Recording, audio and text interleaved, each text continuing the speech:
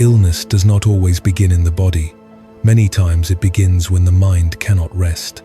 Buddhist teaching, there is a kind of exhaustion that cannot be cured by sleeping more, a discomfort that does not always appear in medical tests, yet is felt deeply in the body, in shallow breathing, in a tight chest, in tension that accumulates silently, and over time, the body learns to endure too much.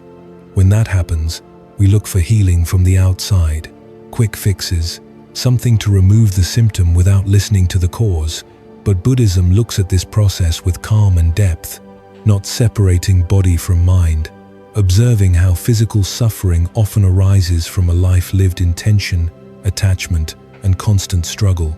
Not to blame you, but to return something you may have forgotten. The body has a natural intelligence to heal when the mind stops pushing it. When there is inner silence, the organism begins to reorganize itself.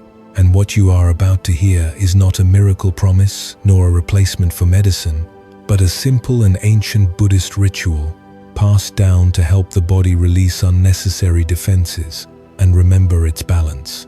A conscious gesture, a gentle practice, to return to the present and allow healing without force.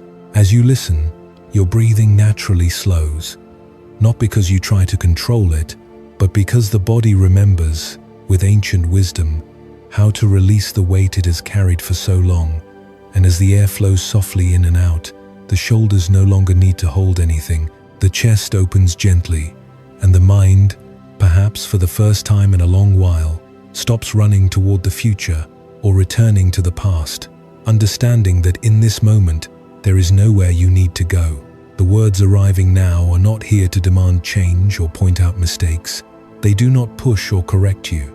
They simply accompany you as you lower your inner defenses, as what has hurt begins to lose its rigidity, as you allow your inner world permission to heal without effort, because you have nothing to achieve, nothing to prove, no goal to reach, only to remain, to breathe, and to let this flow of words guide you gently toward an inner space where letting go is safe and healing happens as naturally as breathing itself. We begin now, and as you keep listening as if there were nothing else to attend to, you are invited into a sacred space of calm, a space that in the Buddha's teachings is called coming home, not to a physical place, but to the inner state where there is no longer struggle. Gently close your eyes and inhale deeply, feeling the air enter like a quiet wave of life. And as you exhale slowly and fully, allow all the accumulated energy of the day, all invisible tension, to leave your body, remembering that on the path of Dharma, letting go is not losing, letting go is liberation. Take another deep breath, and as you exhale, relax without adding anything. Simply relax, allowing the body to slide into rest, preparing mind and body to become so quiet, so soft, so available, that healing can begin on its own, because in Buddhism, healing is not forced, it is allowed. As you continue breathing, the thoughts of the day dissolve like clouds slowly fading in the sky, and right now nothing requires your attention. There are no problems to solve or burdens to carry. This moment is not for running or thinking, it is for returning to the present, because in Buddhism, being present is the first step toward freedom. Allow the breath to find its own rhythm, lengthening and softening, flowing in harmony with your body. And with each inhalation, imagine a warm, luminous sensation entering deeply, as if the air itself were a subtle medicine, as if each breath were a blessing reaching the center of your being. And with each exhalation, release what is heavy, what hurts, what exhausts you, remembering the Buddha taught that suffering grows when we cling and diminishes when we learn to let go. And now, without breaking this calm, let an ancient teaching approach like a breeze moving through a forest without hurry, without noise, without demanding anything. Long ago in Japan lived a Zen master named Hakuin, known for his clear silence and simple gaze. And one afternoon, harsh accusations reached him, words that could burn anyone's reputation, claiming a young woman was pregnant and had named the master out of fear or shame. And when the furious family confronted him, expecting defense or explanation, Hakuin did not raise his voice or justify himself. He did not fight the world or the image others had built. He simply breathed and replied with words as empty and spacious as a bowl. "Ah, is that so?" Months passed. The child was born, and instead of rejection, the master received the baby, fed him, cared for him, held him with the same patience one holds a candle on a moonless night, accepting life as it arrived, without dramatizing, without bitterness, without turning pain into war. Later, the truth emerged. The real father was another young man, and the family returned ashamed, asking forgiveness and wanting the child back, again seeking a reaction. But Hakuin looked at them with the same serenity and said again, "Ah, is that so?" handing over the child like one releases a flower when it is time. It is also said that someone once tried to provoke him with a strange offering, a small treasure, a bucket of golden butter, meant to impress or awaken desire, and Hakuin received it without greed and placed it where it belonged. Understanding that the value of things is not in their shine, but in the inner freedom of not depending on them, showing that a mind that does not cling can touch everything without being trapped by anything. And stay breathing, because this story is not just ancient, it is a gentle mirror, one that does not accuse you, but reveals you. Most of us live as if peace depended on approval, as if our hearts needed the world's agreement to rest. And so when accusation, injustice, criticism, or lack of recognition appears, the body tightens, the stomach closes, the mind races, and a fierce urgency arises to defend the self and save the image. But Hakuin shows another door, the door where you do not react from ego but breathe from depth, where you do not confuse your essence with others' opinions, where you do not hand your center to external forces. His "ah, is that so?" is not cold indifference, not resignation, not weakness, it is freedom. It is the freedom of someone who has seen, in meditation, that the self is like a cloud. It appears, changes shape, dissolves, and if you try to grasp it, you are left with empty hands. In Zen, it is said that suffering is born when the mind sticks to a story, and in that stickiness life becomes tangled, which is why every time you cling to what they should think of me, what they ought to recognize, what I need to control, an invisible chain tightens the chest, hardens the shoulders, and steals your sleep. And Hakuin cut that chain without violence, not with a shout, not with a speech, not with an external victory, but with a presence so steady that nothing could drag it away. And that is real spiritual practice, not escaping problems, but stopping the mind from adding fuel to them. Notice how the master received the child, because that act is even deeper than the words, for he did not only endure an unjust accusation, he carried a responsibility that was not his, and he did so without turning it into an identity, without saying, "Look at me, how holy I am," without building a statue of himself, but simply doing what needed to be done in silence and humility, with a heart empty of pride and full of compassion. And here lies a subtle, deeply Buddhist teaching. When ego rules, even goodness becomes theater. But when awareness rules, goodness becomes natural, like breathing. Perhaps you too have carried what was not yours, guilt that did not belong to you, family burdens, others' expectations, unfair labels, imposed roles, and inside something cried, "This isn't fair," and maybe it wasn't.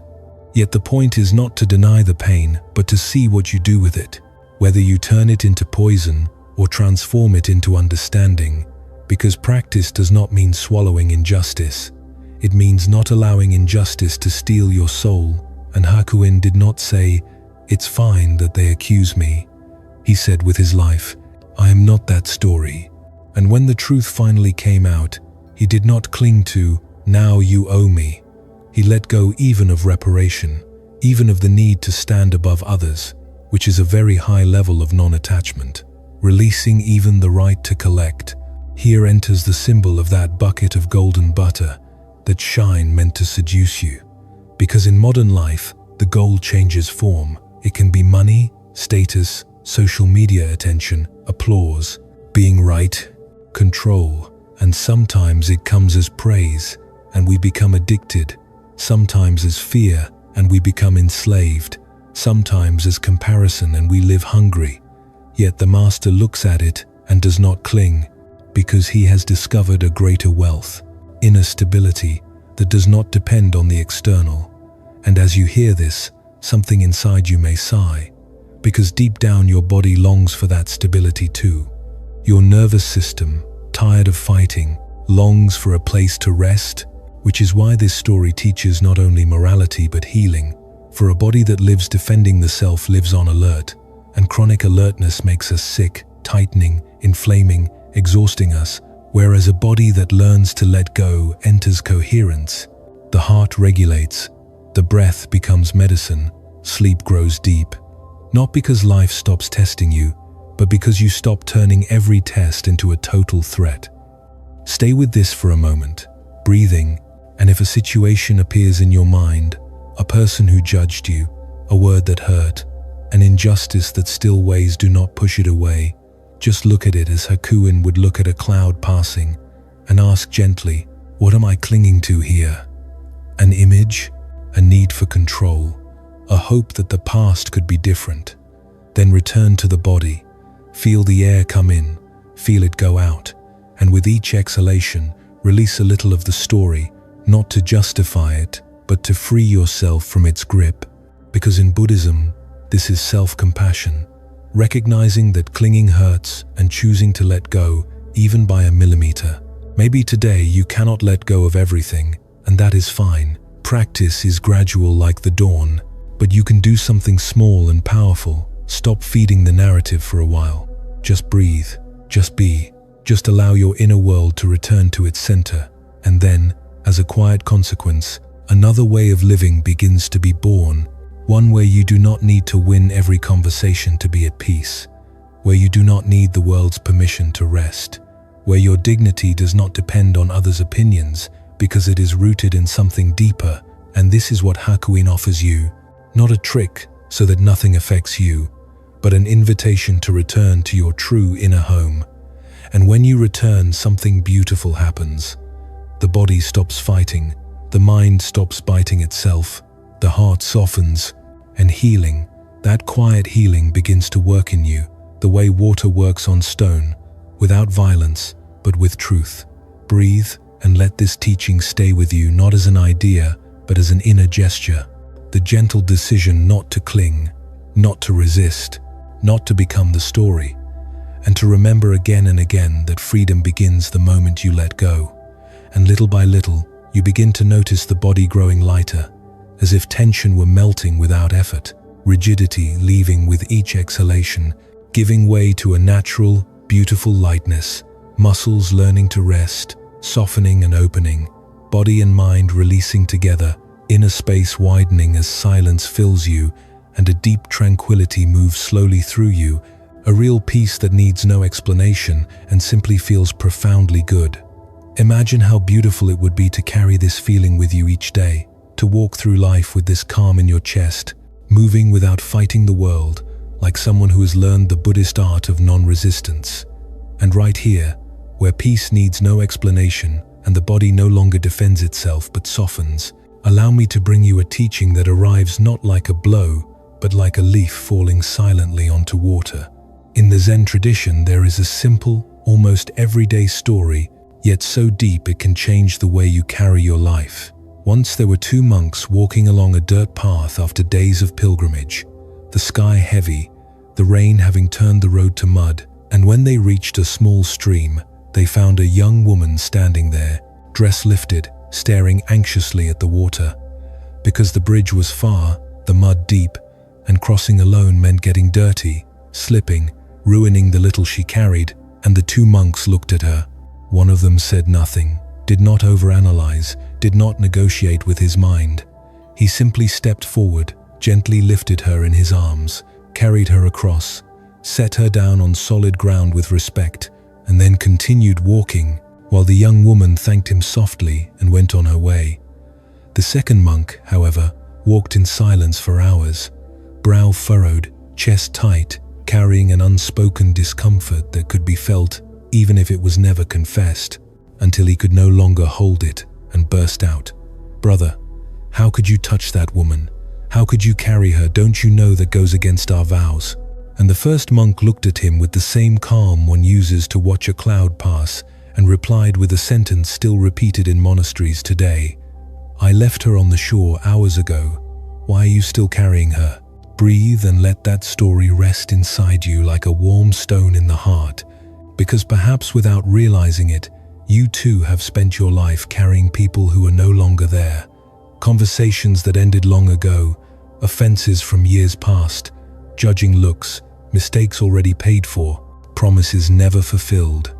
And most painfully of all, many times you are not carrying facts, but interpretations, things the mind created to feel safe." The second monk was not carrying the woman. He was carrying an idea, a moral tension, an image, an inner battle, a struggle to be right that hardened into rigidity. And this is one of the quietest teachings of Buddhism. Suffering does not always arise from what happens, but from what the mind refuses to release after it happens.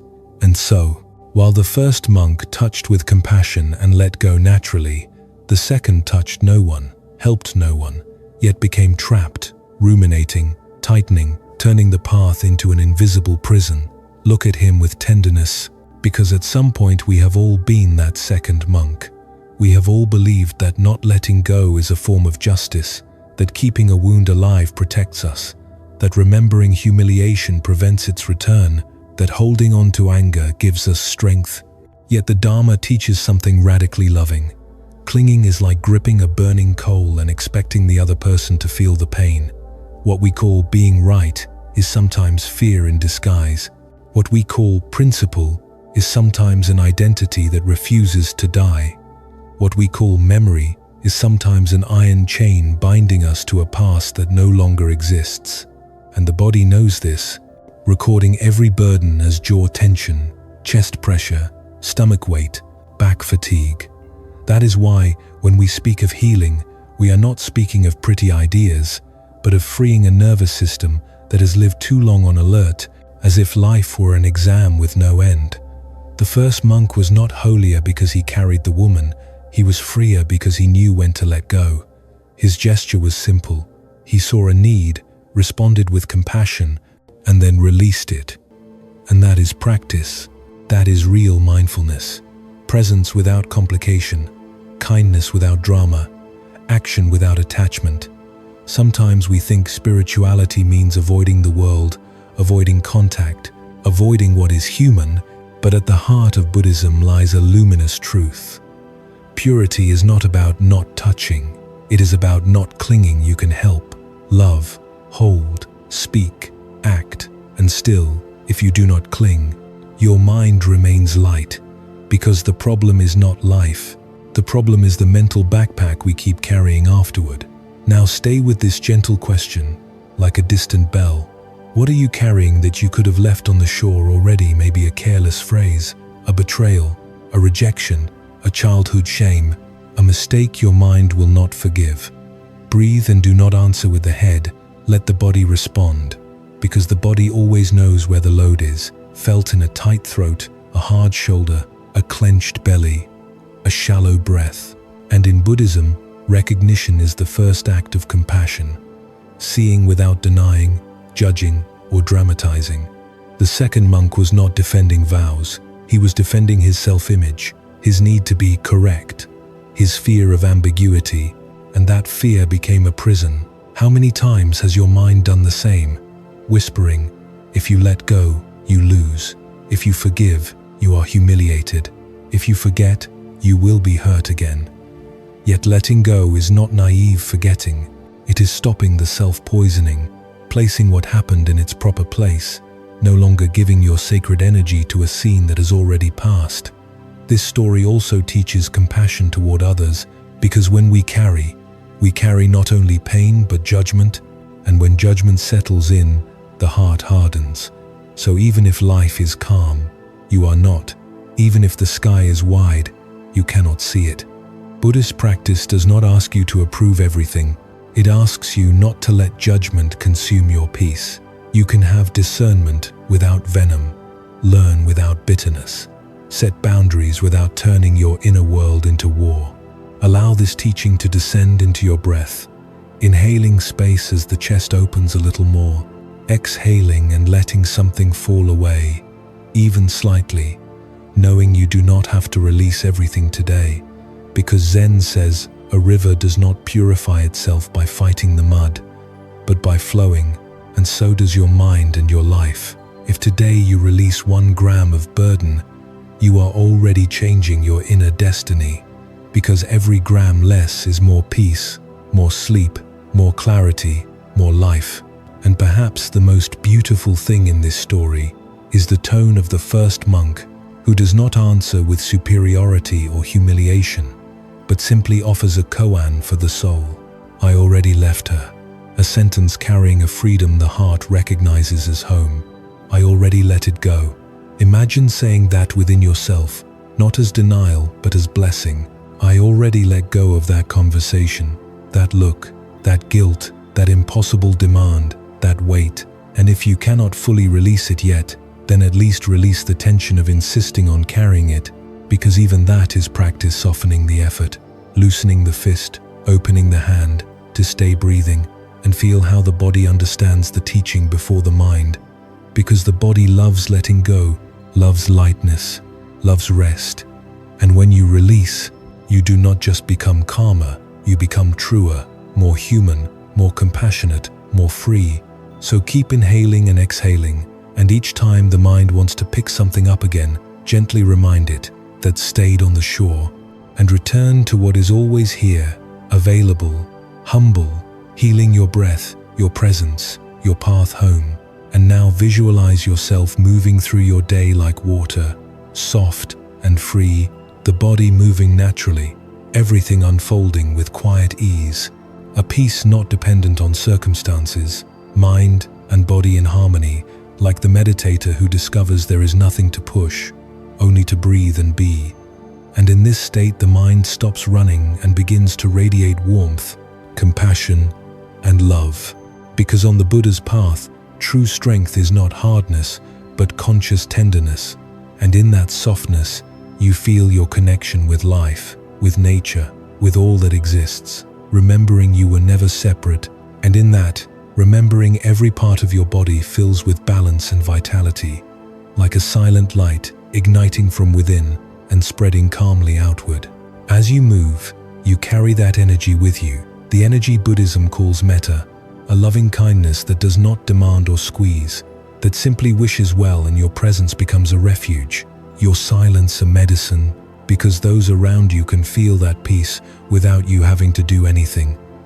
Now sense a gentle warmth, like the light of dawn rising from within, relaxing the mind, and effortlessly you know that you can direct your intention toward healing whenever you choose, because in Buddhism right intention is a quiet force. Bring your attention to the place in your body or mind that needs the most care right now. Observe it without judgment, placing your presence and kindness there, and as you exhale, allow what is out of balance to withdraw, while with each inhalation calm penetrates deeply, softening and opening. Letting this process continue through your rest and your sleep, because everything improves in the right way and at the right rhythm. Gratitude arises in silence. Gratitude for the body, for life, for the possibility of returning, and your rest becomes a sanctuary, a space of deep renewal, as you sense that you did not come here only to rest, but perhaps to remember something your soul always knew and the noise of the world made you forget. Remaining now in this silence where, as Buddhism teaches, when the mind grows still, the heart begins to see, and when the heart sees, true transformation begins. And when your mind has quieted, when the body rests without resistance and the heart feels open and receptive, it is in that state, neither asleep nor awake, but fully present, that the most ancient teachings can be received. Because real understanding does not arrive when the mind is full, but when it is silent. And it is precisely now, in this gentle stillness, that your nervous system is ready to listen in a different way. Not with effort, but with sensitivity. Not with analysis, but with direct perception. As Buddhist masters teach, when they speak of wisdom that arises only when we stop pushing and begin allowing. So before continuing, let this calm settle a little more. Feel how each breath stabilizes your inner world, how the body recognizes it is safe, how the mind stops anticipating and simply remains. Because from this inner space, clear, receptive, present, you can enter a simple and profound ritual, one that requires no blind faith or complex beliefs.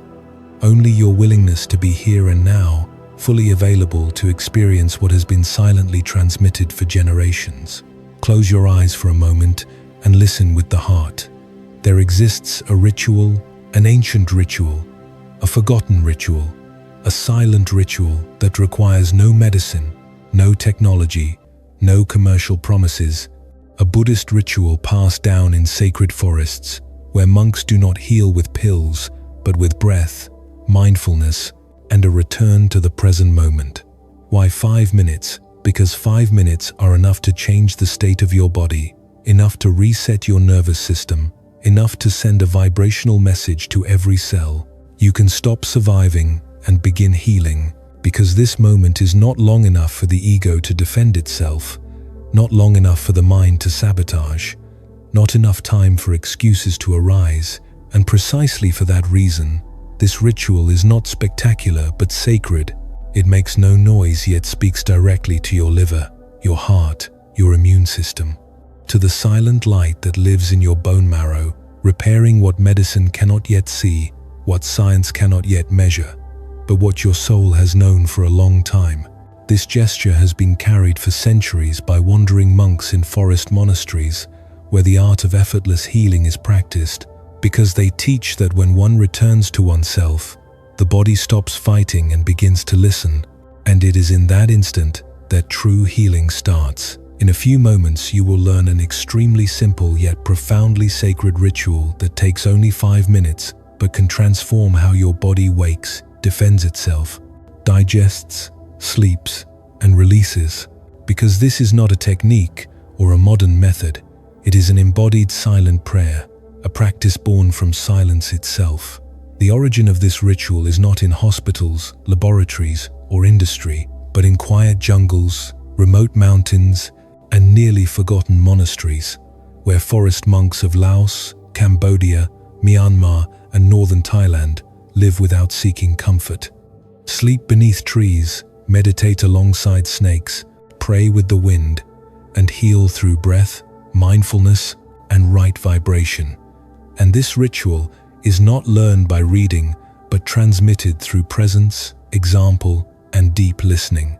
And when the disciple is ready, the master offers not theories but a breath, a rhythm, and a gesture that says, "Do this each morning, and you will understand what your body never forgot." And just after hearing these words, when you realize this ritual is not given as information, but as living transmission, an ancient story gently makes its way forward, like a door that is not pushed but discovered already open. In the Zen tradition, it is said that one day a prestigious and knowledgeable professor traveled far to visit a master renowned for inner clarity, arriving with respect, but also with a mind heavy with theories, concepts, comparisons, and certainties. And sitting before the master, he spoke without pause, explaining what he knew about Buddhism, meditation, philosophy, life, as if to prove his readiness. The master listened in silence, and when it was time for tea, he lifted the teapot and began pouring into the visitor's cup, filling it, and continuing to pour until the tea overflowed onto the table and floor, at which point the alarmed professor exclaimed, "It's full, there's no more room." And the master looked up calmly and said, "You are like this, full of ideas, opinions, knowledge. How could I show you something new if you do not first empty your cup?" And the silence that followed was deeper than any spoken teaching. Breathe and let this image settle within you. Because this story is not only about knowledge, it is about healing. For many people seek healing by accumulating more information, more techniques, more explanations, more control, more answers, believing that healing means adding something new to who they already are, when from the Buddhist view, healing means emptying what obstructs, emptying the saturated mind, the accumulated tension, the constant need to understand everything, because a full cup cannot receive, and a body full of noise cannot either. When the nervous system is overloaded, even the most advanced medicine meets resistance. When the mind is crowded with stories, even the simplest truth cannot enter, which is why before any ritual, before any sacred gesture, even before conscious breathing, Buddhism proposes something radically humble. Make space, not add, but remove, release, let go. Notice honestly how often you approach healing like that visitor, with good intention, yes, but also with haste, expectations, hidden demands. I want to feel better now. I want results. I want to understand why this is happening. And while these questions are human, they also fill the cup. Whereas the body does not heal through pressure, it heals through permission, and the body listens when the mind becomes quiet. The master did not reject the visitor, did not humiliate him, did not tell him his knowledge was worthless. He simply showed him, through a simple gesture, the necessary condition for learning and for healing: to be empty. In Zen, this is called Shoshin, the beginner's mind, an open, fresh mind that does not assume it knows, does not defend itself, does not rush ahead. That mind is fertile. That mind receives. That mind allows life to express itself without interference. And here lies a deeply therapeutic teaching. Much of the tension you carry does not come from pain itself, but from the constant effort to control it. The body grows tired of permanent vigilance. The stomach tightens under too many unanswered questions. The chest compresses when the mind cannot find silence. And emptying the cup does not mean becoming ignorant. It means becoming receptive. It means saying to life, I don't know, and that's okay. Allowing something greater than your thoughts to work within you. Because in ancient Buddhist traditions, it is said that wisdom is not forced in. It descends when there is space, like rain that falls only when the earth opens. Perhaps now you understand why this ritual is not learned by reading, why it is not sold as a product, why it needs no decoration, because it only works when the cup is empty. When you sit, breathe, and stop trying to be someone special. When you come with nothing to prove, not even to yourself. When you approach the practice not as a consumer, but as a tired human being who chooses to rest in the present. And in that rest, something reorganizes itself. The nervous system lowers its guard. The body stops defending itself. The breath becomes a bridge, and what was blocked begins to flow without effort. Look now at your own inner cup. What is it? Full of fear of pain? Past experiences that taught you not to trust? Inherited demands like, be strong, don't fail, don't stop? Information, diagnoses, comparisons, expectations, and none of this makes you bad. It makes you human. But if you want to receive healing, even a little, the practice is simple and profound. Empty something, not everything, just something. Maybe the urgency, maybe the need to understand, maybe the self-demand, maybe the guilt. And if you don't know how, don't worry, because simply sitting and breathing is already a silent emptying. Each exhalation one less drop in the cup. The Zen master explained nothing more, added no theory, because he knew silence teaches better than words when the mind is ready. And in the same way, the ritual that follows does not seek to impress you, it seeks to find you available, not to add something to your identity, but to remind you of what your body always knew before it was saturated with noise.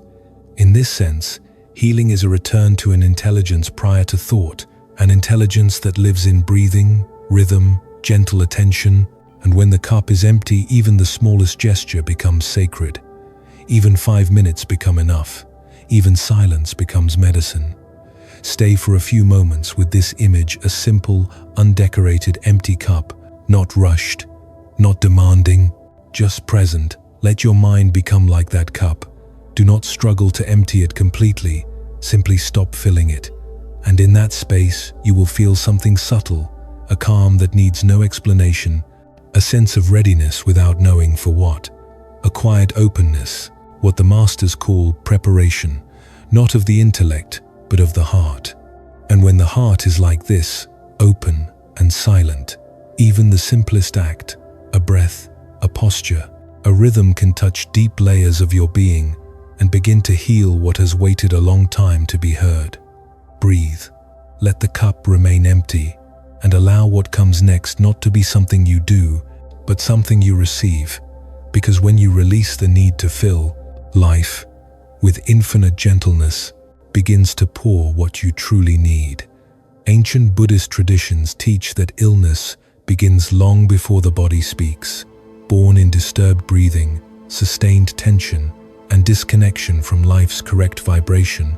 And the ritual you are about to receive works precisely at that subtle moment when you stop fighting and simply begin to exist.